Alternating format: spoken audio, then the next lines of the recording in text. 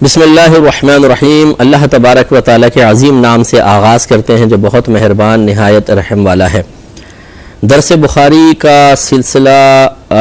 پچھلے پروگرام میں 881 نمبر حدیث پاک تک پہنچا تھا۔ آج انشاءاللہ 882 نمبر حدیث پاک بیان کریں گے، اس پہ کلام ہوگا۔ حضرت ابو ہریرہ رضی اللہ تعالی عنہ اس کے راوی ہیں، اور یہ حدیث ایک دو دن پہلے گزر چکی ہے، میں نے اس کو بیان کیا تھا، دوبارہ امام بخاری رحمۃ اللہ علیہ نے ذکر کیا ہے۔ تھوڑا سا اس کا پس منظر سماعت فرما لیں کہ حضرت عثمان غنی رضی اللہ تعالی عنہ کاروبار میں مصروف تھے تو توجہ نہ رہی، دور عمر فاروقی رضی اللہ تعالی عنہ تھا، تو آپ تھوڑا سا جب حضرت عمر فاروق رضی اللہ تعالیٰ عنہ بیان شروع کر چکے تھے تو تھوڑا سا دیر سے پہنچے، تو حضرت عمر فاروق رضی اللہ تعالیٰ عنہ نے درمیان میں اپنا واعظ روک کر پھر آپ سے پوچھا کہ آپ دیر سے کیسے آئے؟ تو پھر انہوں نے بتایا کہ میں تھوڑا سا لیٹ ہو گیا، دیر ہو گئی مجھے، تو میں وضو کر کے آ گیا ہوں۔ تو اس پر عمر فاروق رضی اللہ تعالیٰ عنہ نے کہا کہ کیا آپ نے نہیں سنا نبی کریم صلی اللہ علیہ وسلم نے ارشاد فرمایا کہ جو جمعے کے لیے آئے تو اسے چاہیے کہ غسل کرے۔ یہ حدیث آپ سن چکے ہیں، دوبارہ میں بیان کرتا ہوں، پھر اس پہ تھوڑا سا تفسیر عرض کروں گا۔ تو حضرت ابو ہریرہ رضی اللہ تعالیٰ عنہ کہتے ہیں کہ جس وقت حضرت عمر فاروق رضی اللہ تعالیٰ عنہ جمعے کا خطبہ دے رہے تھے، ایک صحابی مسجد میں داخل ہوئے۔ تو پچھلی حدیث میں بھی نام ذکر نہیں تھا، یہاں پر بھی نہیں ہے، لیکن جیسے میں نے بتایا شارحین نے ذکر کیا وہ حضرت عثمان غنی رضی اللہ تعالیٰ عنہ تھے۔ حضرت عمر فاروق رضی اللہ تعالیٰ عنہ نے آپ کو دیکھا تو فرمایا آپ اپنی نماز میں کیوں تاخیر کرتے ہیں؟ یعنی اتنی دیر سے آپ کیوں تشریف لائے، پہلے آنا چاہیے تھا۔ تو انہوں نے جواب میں کہا کہ بس اتنا وقت لگا ہے کہ میں نے اذان سنتے ہی وضو کیا،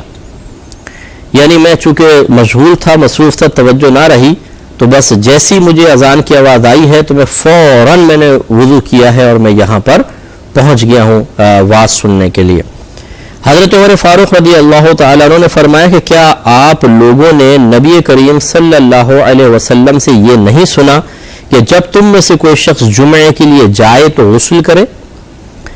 تو اب دیکھیے کہ عثمان غنی رضی اللہ تعالیٰ عنہ جو بالکل ایک مجتہد صحابی ہیں، نبی کریم صلی اللہ علیہ وسلم کے صحبت یافتہ ہیں، کثیر علوم کے حامل ہیں، اور وہ جمعے کے دن صرف وضو کر کے تشریف لا رہے ہیں، جس سے معلوم ہوا کہ جمعے کے دن غسل کرنا اگرچہ بہت افضل ہے، لیکن اگر تنگی وقت ہو یا ویسے بھی اگر کوئی شخص صرف وضو کر کے آ کے جمعہ پڑھ دیتا ہے تو اس کا جمعہ بالکل ہو جائے گا، کیونکہ حضرت عمر فاروق یعنی جمعہ تو ہو ہی جائے گا، گناہ گار نہیں ہوگا۔ حضرت عمر فاروق رضی اللہ تعالیٰ عنہ نے یہ نہیں فرمایا کہ آپ فوراً واپس جائیں اور غسل کر کے آئیں، کیوں آپ گناہ کر رہے ہیں، نہیں، بلکہ بتانا یہی مقصود تھا کہ آپ ایک جلیل القدر صحابی ہیں اور آپ کا عمل آنے والوں کے لیے ایک دلیل کی سی حیثیت رکھے گا، اس لیے بہتر یہ تھا کہ آپ غسل کر کے تشریف لاتے۔ اور حضرت عثمان غنی رضی اللہ تعالی عنہ نے اس حدیث کا انکار نہیں کیا، ورنہ کہتے مجھ تک تو یہ حدیث ہی نہیں پہنچی، آپ یہ کیسے بیان کر رہے ہیں؟ تو آپ نے انکار نہیں کیا، بلکہ آپ نے پہلے اپنا عذر بیان کر دیا کہ چونکہ وقت قلیل تھا اس لیے میں وضو کر کے فوراً آیا تاکہ آپ کا واعظ وغیرہ سنا جا سکے۔ اس سے معلوم ہوا کہ دوران خطبہ اگر امام کسی کو دیکھتا ہے کہ کوئی غلط حرکت وغیرہ کر رہا ہے، یہ تو غلط نہیں تھی، میں عام مسجد کی بات کر رہا ہوں کہ اگر کوئی مسجد میں امام صاحب دیکھتے ہیں خطبے کے دوران کہ کوئی غلط حرکت کر رہا ہے، کوئی نامناسب حرکات میں مشغول ہے، تو وہ اپنا خطبہ روک کر ان کو تنبیہ کر سکتے ہیں، شرعی طور پہ اس کی اجازت ہے۔ تو معلوم یہ ہوا کہ جمعے کے دن غسل کرنا افضل ہے، بہت اچھا ہے کہ اگر غسل کر کے آئے، لیکن اگر کوئی صرف وضو کر کے آئے گا تو فضیلت میں کمی آئے گی، گناہ گار نہیں ہوگا۔ اگلے باب کی طرف آتے ہیں، باب الدہن للجمعتی، جمعے کے دن تیل لگانے کا باب۔ حضرت سلمان فارسی رضی اللہ تعالیٰ عنہ اس کے راوی ہیں، اور حدیث ہے 883 نمبر 883 نمبر حدیث پاک ہے۔ وہ بیان کرتے ہیں کہ نبی کریم صلی اللہ علیہ وسلم نے فرمایا کہ جو شخص بھی جمعے کے دن غسل کرے گا اور اپنی استطاعت کے مطابق، ہمت کے مطابق پاکیزگی حاصل کرے اور اپنا تیل لگائے یا اپنے گھر سے خوشبو لگائے، پھر جمعے کے لیے نکلے اور دو آدمیوں کے درمیان تفرقہ یعنی جدائی پیدا نہ کرے، پھر اتنی نماز پڑھے جتنی اس کے لیے مقدر یا مقرر کر دی گئی ہے، پھر جب امام خطبہ دے تو وہ خاموش بیٹھا رہے تو اس شخص کے لیے اس جمعے اور دوسرے جمعے کے درمیان گناہوں کی مغفرت کر دی جائے گی۔ تو یہ بڑی پیاری حدیث پاک ہے، اس میں نبی کریم صلی اللہ علیہ وسلم نے پہلے جمعے کی نماز کے سلسلے میں کچھ اہتمام ذکر فرمائے ہیں، اور پھر ایسے جمعے کو سابقہ جمعے کے درمیان، یعنی سابقہ جمعہ اور اس جمعے کے درمیان جتنے بھی گناہ ہوئے ہیں ان گناہوں کا کفارہ قرار دیا ہے۔ تو اس پہ ہم کلام گناہ کے اوپر بعد میں کریں گے۔ چند چیزیں سرکار نے بیان فرمائی کہ جو شخص بھی جمعے کے دن غسل کرے، پہلی بات، دوسرا اپنی استطاعت کے مطابق جسم کی صفائی وغیرہ کرے، جیسے غیر ضروری بال صاف کرنا ہے، اسی طریقے سے خط وغیرہ بنوانا، اگر بال بہت بڑھ گئے ہیں سر کے بال جیسے تو حجامت وغیرہ بنوا لینا، ناخن بڑھ گئے ہیں تو ناخنوں کو صاف کرنا، اسی طریقے سے جسم پہ اگر کوئی میل وغیرہ ہے تو اس طرح کا اہتمام کرنا کہ جس سے وہ میل ختم ہو جائے۔ تو بعض بھائی بہن اس کی بالکل پرواہ نہیں کرتے، ہاتھوں پہ میل چھایا ہوتا ہے، پیروں پہ میل ہوتا ہے، تو اور خصوصاً خواتین کے اگر ایسا ہو تو بہت زیادہ برا محسوس ہوتا ہے۔ خیر پاکیزگی تو مرد کو بھی حاصل کرنی چاہیے، لیکن وہ اہتمام نہیں کرتے ہیں۔ جو یہ میل صاف کرنے کا اس کو کوئی جھاما کہتا ہے، کوئی جھاما کہتا ہے، بہرحال وہ مارنا چاہیے، اس سے ہاتھ وغیرہ صاف ہوتے ہیں، اسی طرح ٹخنے وغیرہ پر، اپنے پیروں پر، تاکہ صاف ستھرے نظر آئیں انسان۔ تو سرکار کے کہنے کا مطلب یہ ہے کہ جو جتنی صفائی اور پاکیزگی حاصل کر سکتا ہے اپنی استطاعت کے مطابق اگر وہ پاکیزگی حاصل کرے، پھر اپنا تیل لگائے۔ یہ اپنے کی قید اس لیے کہ مانگے نہیں کسی سے، بلکہ جو اس کو تیل میسر ہے وہ گھر میں وہ تیل لگائے اور اپنے گھر سے خوشبو لگائے۔ اپنے گھر سے، یہاں پر بھی مانگنے کی اصل میں نفی ہے کہ کسی سے طلب نہ کریں، خوشبو وغیرہ مانگنا چھوٹی چھوٹی چیزیں مناسب نہیں ہوتا، عطر وغیرہ لگائے اور پھر جمعے کے لیے نکلے۔ تو ایک تو غسل، دوسرا پاکیزگی، تیسرا تیل لگانا، چوتھا خوشبو کا استعمال، پانچواں فرمایا پھر دو آدمیوں کے درمیان جدائی نہ کرے۔ تو آپ اگر مسجد میں جاتے ہیں تو ایک صورت تو یہ ہوتی ہے کہ لوگ کیونکہ پھیل پھیل کے بیٹھنے کے عادی ہوتے ہیں، ہمارے یہاں ایسے ہی ہوتا ہے، پھر آخر میں جلدی جلدی صفیں سیدھی کرنے کی کوشش کرتے ہیں، سمٹتے ہیں، تو آپ دیکھیں کہ پھر اگلی صف بظاہر مکمل نظر آتی ہے، لیکن جب یہ کھڑے ہوتے ہیں اور چوڑے چوڑے سمٹ کے کھڑے ہوتے ہیں تو پھر 4-5 آدمیوں کی جگہ بن جاتی ہے۔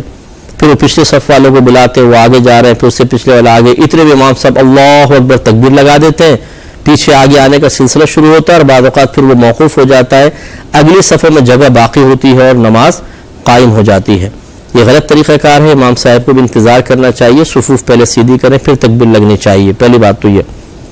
دوسری بات یہ ہے کہ اگر آگے جگہ خالی محسوس فرمائیں تو پھر یہ جگہ کا چھوڑ دینا یہ ان لوگوں کا قصور ہے۔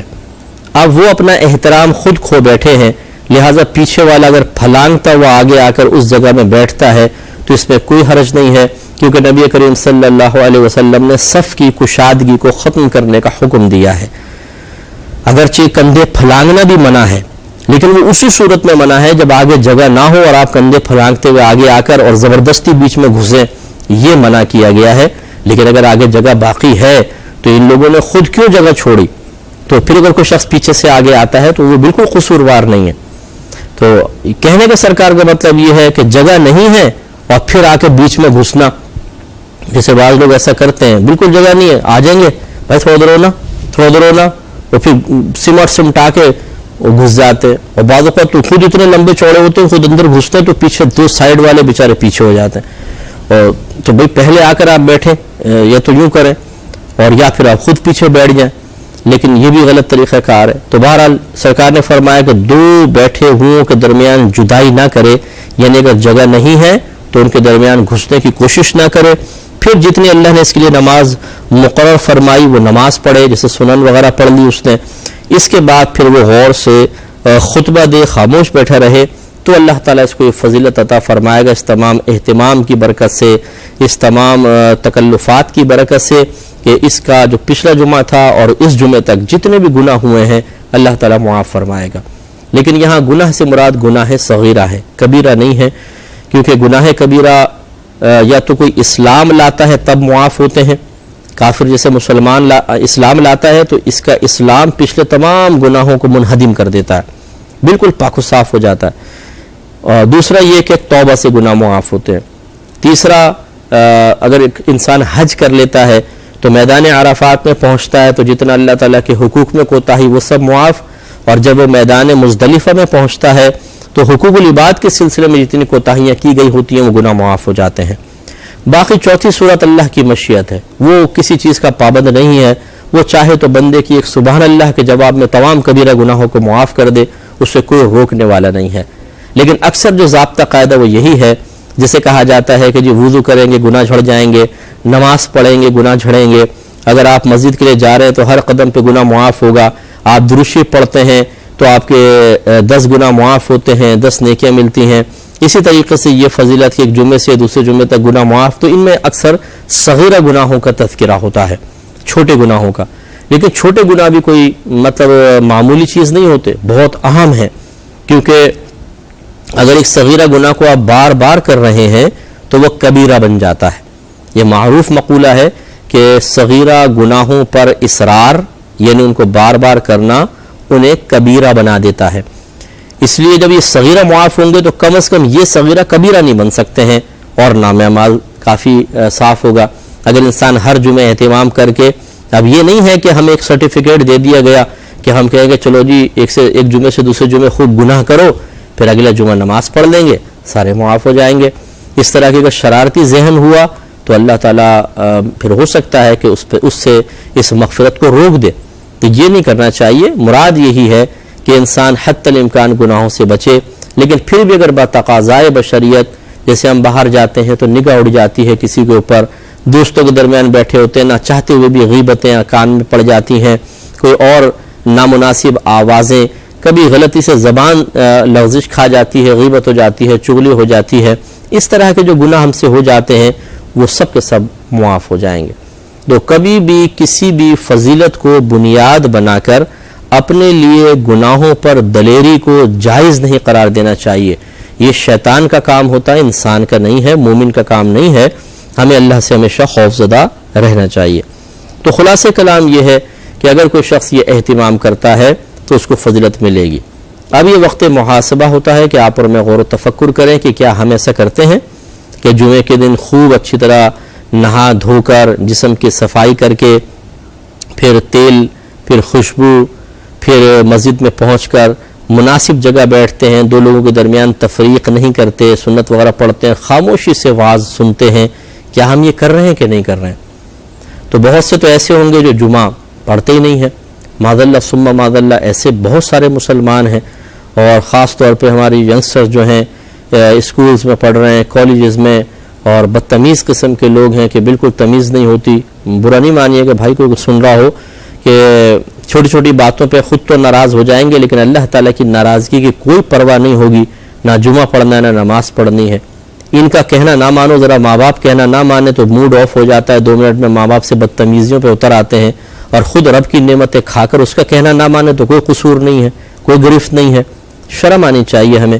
کہ اگر ایک دوست ہمارے ساتھ اچھا سلوک کرتا ہے اور پھر کچھ ہم سے طلب کرتا ہے تو پھر 10 دفعہ آدمی سوچتا ہے کہ یار میں ایسا بے مروت اور طوطا چشم کیسے بن جاؤں کہ اس نے ہر مشکل وقت میں میری مدد کی ہے اور میں اس کی مدد نہ کروں۔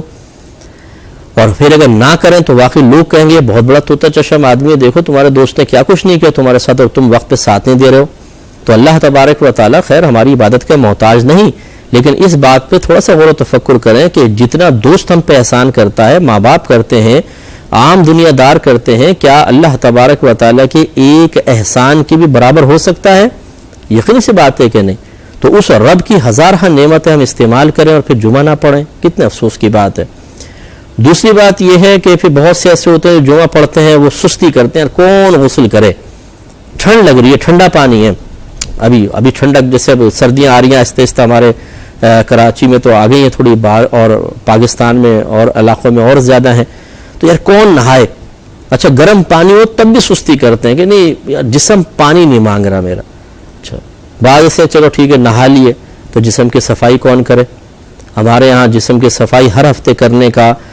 ذہن نہیں ہے، یہ صفائی ہوتی ہے 15 دن میں، مہینے میں کہیں جا کر۔ بعض سے جاہل ہیں کہ جو 40 دن بھی گزار دیتے ہیں۔ اگر 40 دن تک جسم کی صفائی نہ ہو، یاد رکھیں تو آپ کو بتایا تھا یہ مکروہ تحریمی فعل ہے، یعنی حرام کے نزدیک ہے۔ تو اس لیے کوشش یہ ہونی چاہیے ہر ہفتے صفائی ہو۔ ہر ہفتے صفائی کرنے سے فائدہ یہ ہے کہ آسانی کے ساتھ جسم کی صفائی ہو جاتی ہے، اور جتنا انسان وقت گزارتا ہے اتنا ہی زیادہ صفائی کے اندر اس کو تکلف کرنا پڑتا ہے، مشقت محسوس ہوتی ہے، کوفت محسوس ہوتی ہے، اور پھر دیر بھی اس میں لگتی ہے. تو اس لیے ہر ہفتے اسی لیے ہمارا مذہب سکھاتا ہے کہ اپنے آپ کو بالکل پاکیزہ اور صاف ستھرا رکھیں، اور جو اپنے رب کے پاس جانے کی تیاری کے لیے ذہن ہر وقت تیار کیے ہوئے ہے وہ اس کا اہتمام ضرور کرے گا. وجہ اس کی یہ ہے کہ ہو سکتا ہے یہ آخری ہفتہ ہو اور اللہ تعالیٰ کی طرف سے بلاوا آ جائے، تو انسان اگر 15 دن 20 دن انتظار کرتا ہے تو پھر جسم پر غیر ضروری جو چیزیں ہیں وہ رہ جاتی ہیں، یہ مناسب نہیں ہے. ہاں ضمن یہ مسئلہ میں عرض کر دوں، انشاءاللہ بھی کتاب الجنائز شروع ہوگی، اس میں اور تفصیل سے آپ کو بیان کر دوں گا کہ بعض ایسے جاہل ترین لوگ میں نے دیکھے ہیں کہ وہ ایک تو مردے کا ستر دیکھتے ہیں. یاد رکھیں جیسے زندہ کا ستر دیکھنا منع ہے، ایسے ہی مردہ کا ستر دیکھنا منع ہے. مرد کے لیے اور عورت کے لیے یہی ہے کہ ناف کے سوراخ سے لے کر اور گھٹنوں کے نیچے تک کا حصہ بدن نہیں دیکھ سکتے ہیں، لہذا جو غسال ہے غسل دینے والا وہ بھی نہیں دیکھ سکتا ہے اتنے حصے کو. وہ چادر کو اٹھا کر جیسے مددگار ہوتے ہیں وہ اندازے سے پانی بہائے گا، لیکن اتنا بہائے گا کہ ہر جگہ پہنچ جائے. دوسری بات یہ ہے کہ مردے کے جسم سے ایک بال بھی اگر آپ نے اکھاڑا اس سے مردے کو تکلیف ہوگی اور یہ مکروہ تحریمی ہے، اس لیے مردے کے بال یا ناخن بالکل نہیں کاٹے جائیں گے، یہ مکروہ تحریمی حرام کے نزدیک ہے. اس سے اب ان لوگوں کے بارے میں غور کریں کہ جو مردے کو پہلے چیک کرتے ہیں کہ جسم کی صفائی ہے کہ نہیں، پھر بیچارے کی صفائی شروع کر دیتے ہیں اور یہ ستر کھولے بغیر نہیں ہوگا، اور اس طرح گناہگار ہوتے ہیں. یہ زیادہ تر وہ لوگ ہوتے ہیں جن کو مسئلوں کے الف بے بھی نہیں آتی، زیرو ہوتے ہیں، لیکن ایسے موقع پہ چونکہ عام لوگ بیچارے خوفزدہ ہوتے ہیں، گھبرائے ہوتے ہیں، انہیں نہیں معلوم ہوتا کیا کرنا ہے کیا نہیں، تو یہ ہیرو بن کے درمیان میں کود جاتے ہیں، یہ کرو وہ کرو. اور یہ زیادہ تر معذرت کے ساتھ وہ ہوتے ہیں جن کی داڑھیوں میں سفید بال ہوتے ہیں. زندگی بھر علم سیکھنے کی توفیق نہیں ہوتی، لیکن عمر کی زیادتی سے ثابت کرنے کی کوشش کرتے ہیں کہ علم بھی ہمیں زیادہ ہے. تو میں کسی بزرگ کی تحقیر نہیں کر رہا ہوں، لیکن جاہل آدمی اس طرح جہالت کا مظاہرہ کرے تو وہ قابل احترام بھی نہیں رہتا. یہ اچھی طرح یاد رکھیں. یہ بیچ میں کود جاتے ہیں، ارے تمہیں کیا پتا، ہمیں معلوم ہے نا، یوں کرو اور یوں کرو، اور کئی گناہ کے کام کروا کر اور یہ نکل لیتے ہیں. یہ آخرت میں ان کو پتہ چلے گا کہ جو آپ یہ چودھری بنے تھے نا، وقتی طور پہ آپ مرکز نکاح تو بن گئے تھے، کچھ لوگوں نے آپ کے احکام پر بھاگ دوڑ کر کے آپ کے دل میں ایک حز اور مزہ پیدا کر دیا تھا، لیکن برود قیامت جب آپ اس کے جواب دیں گے تب آپ کو معلوم ہوگا. تو اس لیے مردے کے جسم کی بالکل صفائی وغیرہ نہیں کریں گے. اس لیے سوچئے کہ اگر ہمیں اچانک موت آ جائے اور جسم پہ وہ رہ گئے غیر ضروری چیزیں، تو پھر اسی طرح ہم اللہ کی بارگاہ میں پہنچیں گے. اس لیے ذرا ہر جمعے صفائی ہونی چاہیے. اللہ تعالیٰ سے دعا ہے کہ رب کریم جو کچھ سنا اس پر ہم سب کو عمل پیرا ہونے کی توفیق عطا فرمائے. آمین. وآخر دعوانا ان الحمدللہ رب العالمین. اللهم صل على محمد وعلى آله وصحبه وسلم.